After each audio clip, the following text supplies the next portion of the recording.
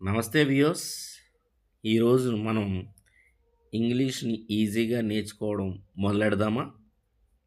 అంటే ఇక్కడేంటంటే, మనం డైలీ లైఫ్‌లో మనం చాలా సార్లు ఇంగ్లీషు మాట్లాడడంలో చాలా ఇబ్బందులు పడుతుంటాయి. చాలా సార్లు మనకు ఉపయోగపడుతూ ఉంటది.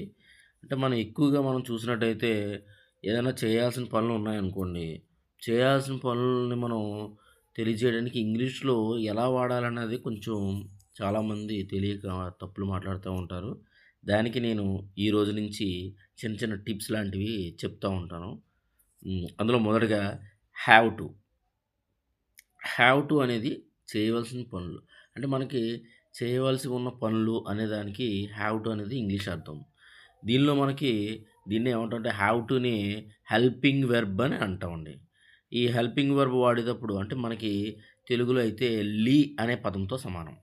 అంటే ఇక్కడ వెళ్ళాలి, రావాలి, తినాలి, తెలుసుకోవాలి, పాడాలి, వినాలి. అంటే మనకి ఇలాంటి పదాలు తీసుకున్నారనుకోండి తినాలి, నేర్చుకోవాలి. ఇలాంటి పదాల్లో మనకి లి అనే శబ్దం ఒకటి కామన్‌గా ఉంటది. సో, అందులో మనం వాడే ముఖ్యమైన హెల్పింగ్ వర్బ్ ఏంటంటే, ఆ లీకి రీప్లేస్‌మెంట్ ఏంటంటే హావ్ టు. అంటే నేను మార్కెట్‌కి వెళ్ళాలి. I have to go to market.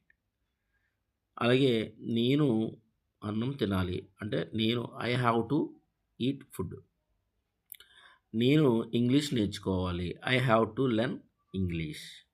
చాలా సింపుల్ అండి. దీనికి స్ట్రక్చర్ ఏంటంటే subject plus helping verb plus main verb plus extra words. అంటే ఇక్కడ ఏంటంటే I plus have to plus go plus to market. అంటే ఇదొక చిన్న ఎగ్జాంపుల్. సో, అది మనం హ్యావ్ టు తర్వాత మెయిన్ వెర్బ్ యొక్క మొదటి రూపాన్ని అనగా మెయిన్ వెర్బ్ యొక్క ప్రెజెంట్ టెన్స్ ఫార్మ్‌ని వాడాలి. ఇదండి. సో, అందరూ దీన్ని ఫాలో అవ్వండి. Thank you.